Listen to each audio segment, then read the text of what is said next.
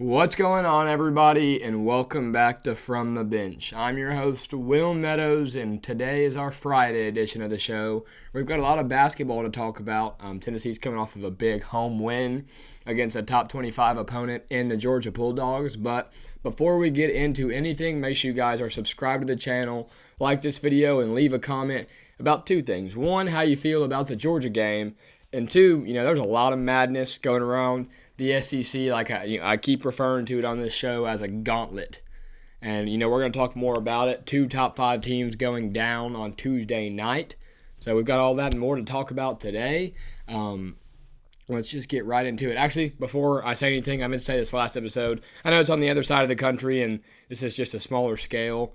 But I just wanted to say I'm praying, and I hope you guys are all praying, and we, as From the Bench, are praying for all those people affected by the fires in LA. It's just absolutely devastating, and it's horrible for the world, and it's affecting the sports world, as we saw the Rams game have to get moved to Arizona. So praying for all those people who have lost, rich or poor, have lost stuff in the fires, and hope they get back on their feet. But we're here to talk about basketball, so let's get right into that. Tennessee beat down Georgia 74-56, a near 20-point blowout. The Vols really opened it up in the second half, and if you watch that game, the first half, man, was ugly. It was hard to watch. It was like watching paint dry.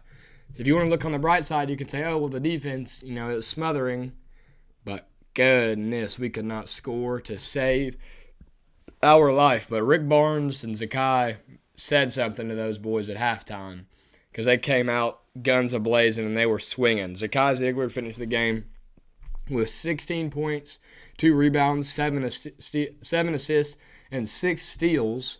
Those 6 steals helped contribute to make him the all-time steals leader in the history of Tennessee basketball. So clap it up for him. Props to him. He was also 4 of 8 from 3, which is, he's obviously got the ability to knock down threes, but 50% and hitting 4 of them, it's not like Zakai. We'd love to see it more. Awesome game by him. He really was the drive of opening that game up. He probably accounted for about 16 points straight.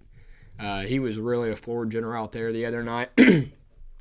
And obviously, the 6 steals says it, and being the all-time, he was just everywhere on defense. But he hit 3 threes in a row, one of them being just a pull-up in transition. But coming off of the pick and roll, he knows you're not at that height, in this level of basketball, he's not really going to finish over people. And he was really getting Somto Cyril and Asanul off their feet by getting down low and leaving his feet, which usually isn't the correct thing to do, but he'd leave like he's going up for a layup and wrap it around him. And it was leading to dunks everywhere. He had some nice alley-oops as well. He was playing great. Just an incredible game by our floor general. Jordan Gainey led the team in scoring. All that good talk about Zakai, and we've got Gainey playing one of his better games of the year. He had 19 points, 7 rebounds, and an assist. Great game from him. Shot 50% from the floor, and really kind of just found his rhythm in that second half, which was just getting to his spots, hitting mid-ranges, hitting threes. He played great.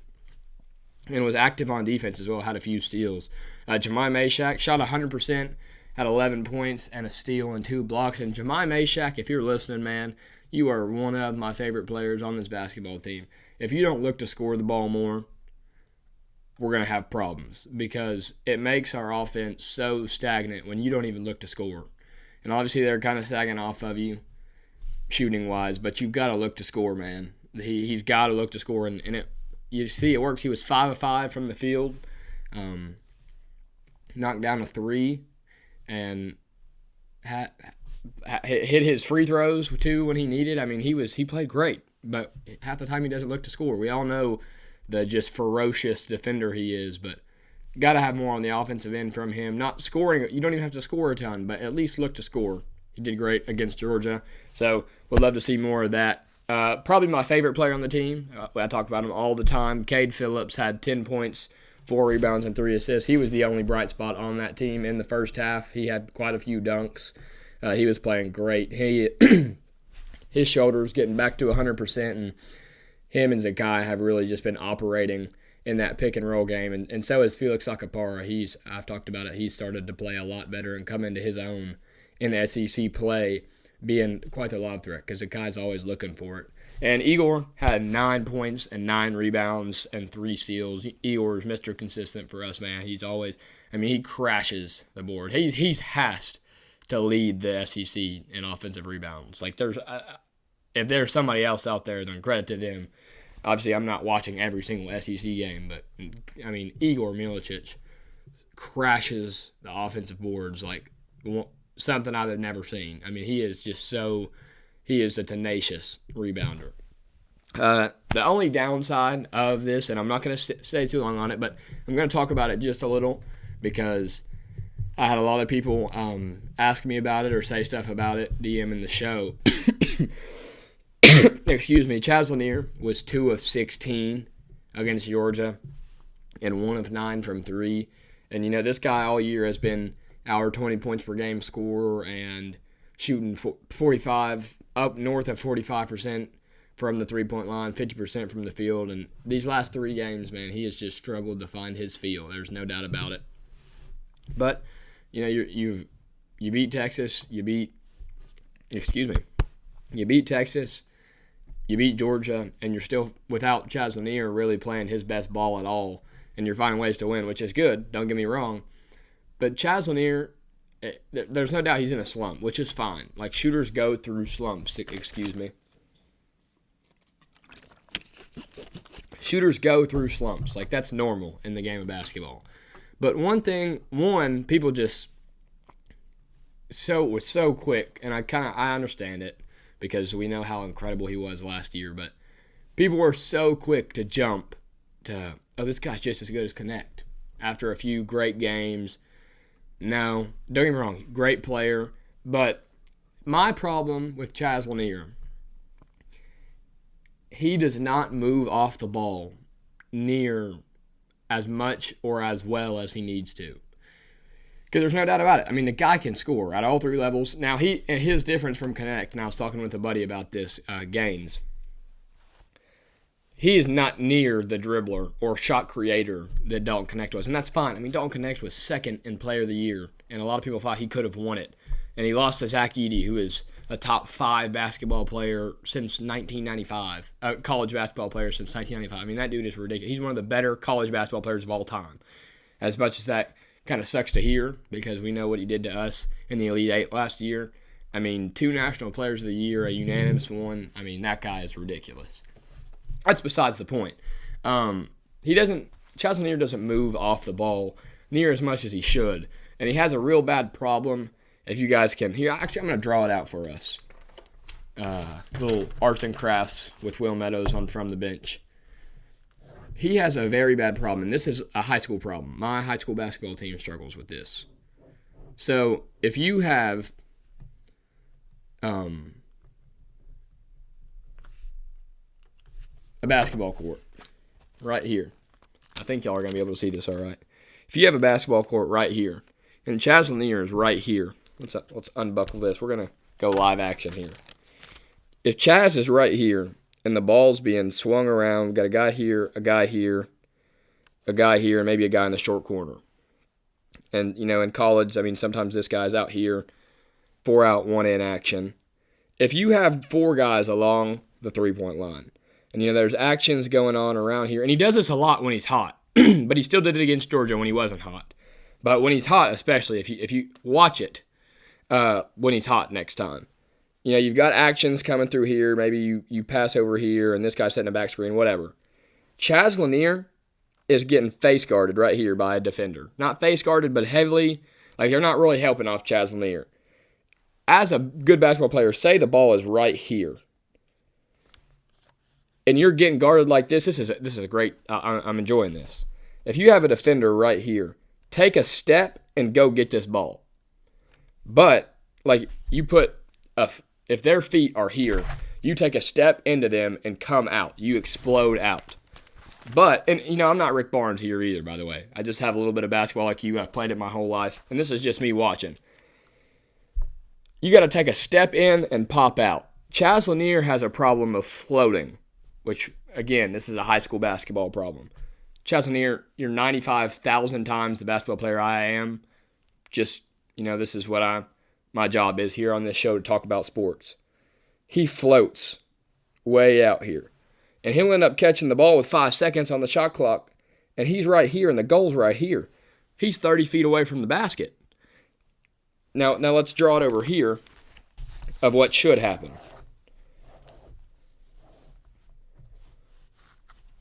Chaz. Sorry, we just got it turned upside down. If this ball's here, and he's being guarded like this, and there's, let's say, a guy here, and a guy in the low post, you should take a step into him, explode out, and keep this action going. You know, a screen away and a screen kind of off of it, and you've got your action going. Not only does it prevent him from scoring, but like I just said, if this is an action right here, and Tennessee runs this action, watch. This is awesome. I'm really enjoying this. This is an action in basketball, run pretty often. If you have a guy on this low post, you got a guy here, a guy here, a guy here, and a guy here. Say this is Chaz. Chaz is here. Now, when he floats out, if he gets this ball from, say, Zakai, when he floats out here, he's getting the ball, like I said, 30 feet away from the basket. Now, say Zakai, after he gives it up, let's say this is Meshack and this is Gainey. They'll run this action where Akapar is here. Zakai will come down and set a screen. You'll have a guy, especially like Meshack, who gets downhill, not the best shooter, will come off this screen like this. Jordan Gainey will come up and over like this, or curl it. You see Chaz Lanier shooting curls. When Chaz Lanier has the ball over here, not only does it affect him to score the ball, because we know how well he can score it, but think about how hard it is to make this pass and this pass instead of being down here and making this pass. So we're going to turn it over again right here.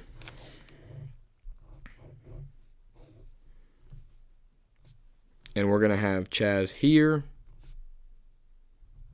being guarded with a low post, a point guard, corner. If he gets this ball right here and he explodes out, and let's say he catches it, you know, 2 or 3 steps behind the three-point line, which one, that's his range. But then you've got a guy like Zakai coming to set this screen, Jemiah's coming down, Gainey's coming over top. Think how much easier it is to make this pass and that pass instead of this pass when you're 30 feet away from the basket. It affects him scoring, and it affects the offense being ran. A little basketball film session 101 with Will Meadows. Again, I'm not Rick Barnes, but watching that, I kind of, not bragging on myself, but I like to think I have a pretty high basketball IQ just from playing it my whole life. My dad's a coach. I watch the game a little differently, and when I watch Chaz Lanier, he stands and floats a lot. One thing about Don't Connect, here, we're going to have one last film session, then we're going to keep the show a-moving. Dalton Connect was one of the greatest off-ball movers I had ever seen. Now, really, probably not the best, obviously. I mean, there's Steph Curry's and things of that nature. But if the ball's here, DK, low post, here and here. We got DK, taking it back a year. And he's getting face guarded, and he was really getting face guarded. Now, Dalton Connect a little bit was different, because if he had a tendency of floating, he had the skill set to just go score on somebody. Chaz Lanier can score, but he doesn't have the ball handling ability of Dalton Connect. Dalton Connect would come set a down screen for this guy. He'd come set a down screen for this guy. Zakai's coming over here, and this guy'd come set an off ball for Dalton Connect, and boom, you're open.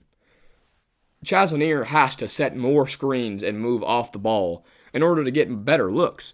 Dalton Connect was the best player in the country and still found himself butt naked, wide open. And it was for reasons like this. He would come off, or let's say it's like this. Here, DK, here, and here, just like we've been drawing. Say Zakai has this ball right here, and let's say Zakai passes it away from DK. DK would come set a back screen, and this isn't a play. This is just DK. And I'm not saying this was perfect, or this is exactly what happened, but we could have a guy flaring off of this screen into this elbow extended area, and then DK would come down, set a screen for this guy. He'd come up off to the high post, and this guy's coming down to set a screen right here, and DK's butt naked in the corner. And that's just the IQ of the game. Like, Dalton Knecht just moved off the ball so well, and that's just something we took for granted. Yes, he was a scorer, but Chaz Lanier, the gist is, just got to move off the ball a little better, son. Obviously, you're way better at basketball than me. Like Rick Barnes said, you're getting paid more money than I've ever seen in my bank account to go shoot that basketball. Just helping you guys visualize what I'm saying, because I know some people are saying it. Not a lot of people are saying it because they're just kind of watching the game, seeing him score points. But helps you guys see it a little bit. So that's all we'll talk about from last night. Tuesday night, like I said, there was some madness in the gauntlet I like to call SEC basketball. Ole Miss, the 21st ranked team of the team, went to the Alabama Crimson Tide and handed the number 4 ranked team in the country a loss by 10. And then that same night, 83-82, a close game. The Tigers of Missouri go to Gainesville and get a win at Florida. You know, something the Vols really couldn't do. But that's besides the point. We live and we learn. There's a reason the windshield's bigger than the rear view mirrors. But dang, you know, right after we get thumped by them, you know, they turn around and lose to an unranked team, which is just kind of ridiculous. And that is the gauntlet that I call SEC basketball. I might just call this episode the gauntlet. Because, again, I say it over and over and over again, SEC basketball this year is going to be unreal. And I think it might turn out like football, where when it's over, people may be like, oh, these teams aren't that good. Because they're all going to have about 4 or 5 losses, I think. And it's just because they beat up on each other, which is kind of what happened in football. And we're seeing independent team and a Big Ten team play each other in the national championship. But that's what happened. You know, so the Vols are 6 right now. If they handle business this weekend against Vanderbilt, they could move as far up to 4. I don't think – obviously we've got Auburn next week, which is going to be – that game is ridiculous. If you've looked at the tickets for that home game for Auburn, it is unreal. We could move up to 4. I don't see Duke and Iowa State losing, you know, for a little 1-2 action. But I think it'll be 1 versus 4 as long as Tennessee takes care of business. Speaking of business to take care of, Tennessee takes on Vanderbilt this weekend. Vandy's 14-3 and 2-2 in conference play. The game's at 3:30. It's at Vanderbilt, so you know you're going on the road in a sense. I can't stand watching Vanderbilt basketball at Vanderbilt because if you've seen it before, their dang benches are on the baseline, which is it just gives me the daggum ick. Sorry if that sounds a little weird for me to say, but it's just a hard watch for me. It's so weird to me. Also, this weekend, Alabama travels to Rupp Arena, a little 4 versus 8 matchup, a top 10 matchup in the SEC. That's going to be a high-scoring game, I'll tell you that right now. We talked about it on the last episode. Alabama and Kentucky couldn't guard the Central Bobcats, and that's just me being honest. Now, they'll put up 100 on you, but that game might be 120 to 110, just being honest. Watch, I'll say that none of them can hit, and that game will be 50 to 60. Number 1 Auburn travels to Athens. The Bulldogs are obviously trying to bounce back. Recently ranked and then lost to us, of course, the other night. But they're trying to bounce back. They've got the number 1 team. And what better way to do it with the number 1 team in the country coming to your house? You beat Kentucky last week. You beat Oklahoma last week. So 2 top 25 wins in your belt. Can you get another one against the number 1 team in the country? We'll see. And then another top 25 matchup in the SEC. Number 21 Ole Miss travels to Mississippi State, Stark Vegas, a little Egg Bowl action. And they will take on each other in, Stark Vegas. So it's at Mississippi State. Should be another good one. I mean, just top 25 matches galore. I know Florida and Texas play this week, and I think it's at Florida again. But the SEC, man, it's just ridiculous. Just simply put. Tennessee's got to take care of business because next week, I don't know I'm not going to lie, I don't know who we have. between Vanderbilt and Auburn. Should have looked that up, but I forgot to look that up. I was thinking about Auburn. But Auburn, the 25th of January, it's going to be a game. It's going to be an incredible game, and I'm excited for it. But like I said, let's handle business this weekend. But I think that is going to conclude the episode of this Friday edition of From the Bench. Sorry if I don't think it was a ramble. I thought that was kind of cool, that little visual representation of what I was trying to talk about to get my point across. That way you guys can see it. But make sure you guys are subscribed to the channel, like this video, and leave a comment. One, like I said, about the Georgia game or your predictions for this weekend against Vanderbilt, or if you just, like I said, the SEC is ridiculous, man. Make sure you guys are followed to all of the handles below. We're on TikTok, unless it gets banned, Instagram, and Facebook. So make sure you guys, and Twitter, or X, or whatever you want to call it, make sure you guys are followed to all of those. But thank you guys for watching, and go Vols.